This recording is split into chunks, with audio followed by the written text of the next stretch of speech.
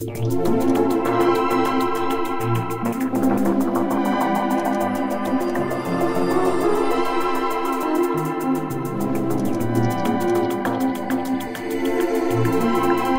à tous et bienvenue pour notre nouvel épisode des Rendez-vous de la retraite. Aujourd'hui, pour discuter un peu de l'épargne, j'ai le plaisir de recevoir Monsieur Dubos. Bonjour. Bonjour Agathe. Alors vous êtes rédacteur en chef de toutsurlaretraite.com. Merci d'être avec nous. Et à vos côtés, Monsieur Monchy, attaché à la direction commerciale Gann Prévoyance. Bonjour Agathe. Bonjour messieurs, bienvenue dans notre émission. Alors tout d'abord, le sujet d'actu, la taxe sur les retraites. Une nouvelle taxe de 0,3% est effective dès le 1er avril de cette année, dans le cadre donc, de la réforme de la dépendance. Pouvez-vous nous en dire plus sur cette actualité qui va toucher près de 7,5 millions de retraités? Tout à fait. Alors, ce n'est pas tout à fait, si je puis me permettre, ce n'est pas tout à fait dans le cadre de la réforme de la dépendance. Hein. Alors effectivement, c'est pour financer la dépendance des personnes âgées et des personnes handicapées, mais techniquement, ça a été voté dans le cadre du budget de la Sécurité sociale 2013. Donc c'est une contribution, hein, c'est une contribution sociale. Exactement son petit nom, c'est contribution additionnelle de solidarité sur l'autonomie. C'est pour ça qu'on dit que c'est la CASA. Voilà, tout simplement. Donc, effectivement, vous l'avez dit, c'est une nouvelle taxe de 0,3% qui va peser sur toutes les retraites, c'est-à-dire les retraites de base, mais également sur les retraites complémentaires, sur les pré-retraites et sur les pensions d'invalidité. Voilà, donc effectivement, vous l'avez dit, ça va toucher 7,5 millions de personnes. Il y a effectivement une catégorie de retraités qui sont exonérés de cette taxe. Alors, il y a, c'est un peu technique, hein, je vous préviens, il y a les retraités qui payent une CSG à taux réduit. C'est-à-dire qu'au lieu de payer une CSG, donc une contribution sociale généralisée à 6%, ils la payent à 3,8%, tout simplement parce qu'ils ont un impôt sur le revenu qui est inférieur à 61 €. Ensuite, il y a tous les retraités qui ne payent pas de CSG du tout. Dedans, vous avez les personnes handicapées, vous avez les victimes de guerre, vous avez les anciens combattants. Enfin, je vous passe les détails, il y en a pas mal. Et puis, il y a les retraités français, mais qui résident à l'étranger. Très bien. Donc ça en fait du monde, hein, quand même. Donc ça en fait du monde. Vous l'avez dit, ça fait 7,5 millions de personnes. C'est-à-dire que c'est à peu près la moitié des retraités français et 47% des retraités si on compte ceux qui vivent à l'étranger. Et alors justement, et alors c'est là effectivement où il y a la future loi de la dépendance qui rentre peut-être en jeu. La future loi de la dépendance, si il y a, pourrait enlever l'avantage ou renier l'avantage, c'est-à-dire que clairement les retraités qui vivraient à l'étranger seraient soumis à cette taxe de 0,3%. Alors ça nous permet de comprendre un petit peu les enjeux et justement d'en venir maintenant à notre dossier de la semaine qui est pourquoi faut-il épargner pour sa retraite? Alors la retraite par répartition qui permet de financer la retraite des plus âgés grâce aux cotisations des plus jeunes et le système qui prévaut en France. Quels sont les risques aujourd'hui d'un tel système? Eh bien Agathe, les risques d'un tel système, c'est tout d'abord le vieillissement de la population. En effet, si on regarde un petit peu derrière nous, les années 60-70, on avait environ entre 2 et 3 retraités pour 10 actifs. Aujourd'hui, à l'instant où l'on parle, on a environ 4 retraités pour 10 actifs. Et les prévisionnistes prévoient en effet, estiment qu'il y aura en 2040 environ 7 retraités pour 10 actifs. On voit très facilement le déséquilibre que cela peut engendrer. Se rajoute à ça, ce qui est plutôt une bonne nouvelle quand on le considère avec un peu de hauteur, à savoir l'allongement de la durée de vie. C'est plutôt bien, on vit plus longtemps, simplement ça coûte plus cher. Voilà. Évidemment, parce que les prestations de retraite sont servies plus longtemps de ce fait, bien sûr. Ensuite, le contexte économique. On l'a vu, on est dans un contexte peu favorable, en effet. Alors, d'aucuns pensent et on souhaite tous sortir du contexte de crise dans lequel on est aujourd'hui. Toujours est-il que ça ne favorise pas, d'une part, les cotisations, parce que le taux de chômage est très important, et d'autre part, les caisses de retraite du régime obligatoire ont du mal à valoriser leurs encours, parce que le contexte économique est en ce moment perturbé.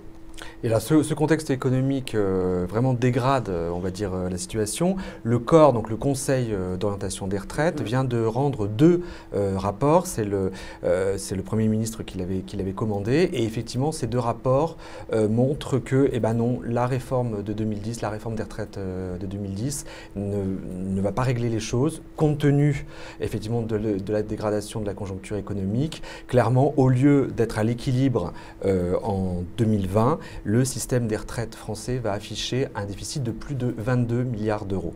Une situation donc très inquiétante, d'autant plus qu'il y a quand même des changements dans la société sur les parcours professionnels qui sont différents selon les cas, notamment je pense aux femmes. Est-ce que vous pouvez nous en dire plus là-dessus?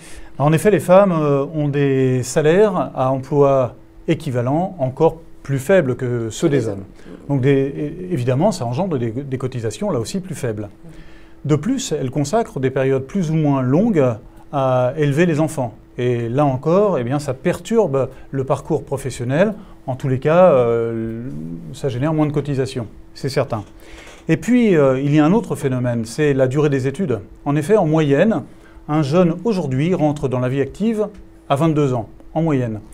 Et on peut imaginer, on peut facilement se rendre compte que quand on rentre dans la vie active à 22, 23 ou 24 ans, voire plus tard pour certains, il est extrêmement difficile de totaliser 41 ans et plus de parcours professionnel de cotisation pour espérer avoir un taux plein lorsqu'on prendra notre retraite. C'est en effet difficile. Et alors le COR également a fait effectivement un état des lieux des inégalités et juste vraiment pour résumer, le COR dit voilà, le système est à peu près égal sauf pour les femmes et pour les carrières courtes.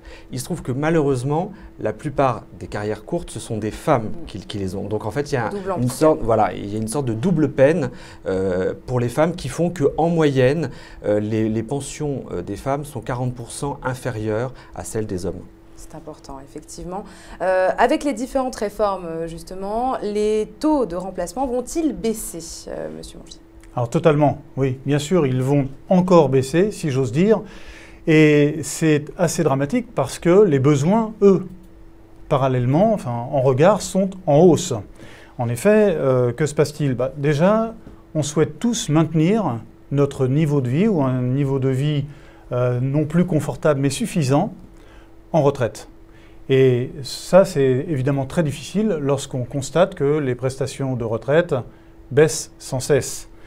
De plus, les charges en regard de ces prestations retraite sont, elles, en hausse, notamment les charges, les dépenses de santé, où, en effet, on peut constater un désengagement de la sécurité sociale, notamment, qui fait que, eh bien, au niveau des soins, il faut financer, autofinancer ces soins de plus en plus, en effet. Et puis, un phénomène de société qu'il nous faut prendre en compte, c'est l'aide intergénérationnelle. En effet, il y a encore quelques années, décennies, on souhaitait tous aider nos enfants à s'installer dans la vie. Aujourd'hui, les grands-parents aident aussi les petits-enfants, car les enfants, parfois, ne peuvent pas assumer cette dépense supplémentaire. Donc, d'un côté, nous avons bien des prestations en baisse et des besoins, en effet, en hausse. Et alors c'est vrai que là aussi l'actualité fait que malheureusement les choses risquent d'empirer puisque les régimes de complémentaires AGIRC donc pour les cadres et ARCO pour tous les salariés peut-être vont adopter une désindexation des pensions, c'est-à-dire qu'en fait au lieu d'être alignés sur l'inflation, sur la hausse des prix, eh bien elles seraient revalorisées en deçà de l'inflation. Une idée qui a été reprise par Jérôme Cahuzac, le ministre délégué au budget, qui a dit que effectivement cette initiative pourrait être étendue au régime général. Donc de plus en plus, on parle d'une désindexation des pensions, ce qui fait qu'effectivement, en gros, on touchera encore moins que prévu à la retraite. Alors, bon, tous ces sujets nous permettent de vraiment se dire qu'il faut épargner, que c'est un devoir même, je pense, pour financer nos retraites, ce qui nous permet d'aller justement sur l'info-pratique, puisque nous allons voir un petit peu une solution importante pour épargner, c'est le PERP. Quels sont les avantages fiscaux du PERP, Monsieur Dubosc? Alors, ce qu'il faut dire, toujours dans l'actualité, ce qu'il faut dire, c'est que le budget 2013 a vraiment réduit les avantages fiscaux, sauf celui des produits d'épargne retraite, dont le PERP. Alors, l'avantage qui n'est pas négligeable du PERP, c'est qu'on peut déduire à hauteur de 10% des revenus professionnels plafonnés à 8 fois le plafond annuel de la sécurité sociale. Ça peut paraître un petit peu technique. Clairement, effectivement, vos versements, vous pouvez en déduire une partie sur votre impôt sur le revenu. Pour faire vraiment très très simple, parce qu'il y a plusieurs calculs possibles, en 2013, au titre des revenus 2013, les particuliers vont pouvoir déduire de leur impôt sur le revenu au minimum 3 703 € et au maximum 29 625 €. Donc ce n'est pas du tout négligeable, sachant que les niches fiscales ont été plafonnées à 10 000 €.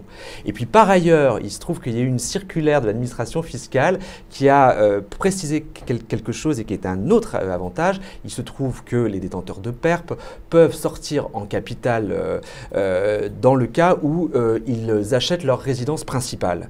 Eh bien, dans le cas où effectivement c'est une sortie en capital, ils pourront désormais prendre une option de prélèvement forfaitaire libératoire de 7,5%. Merci beaucoup messieurs pour toutes ces explications.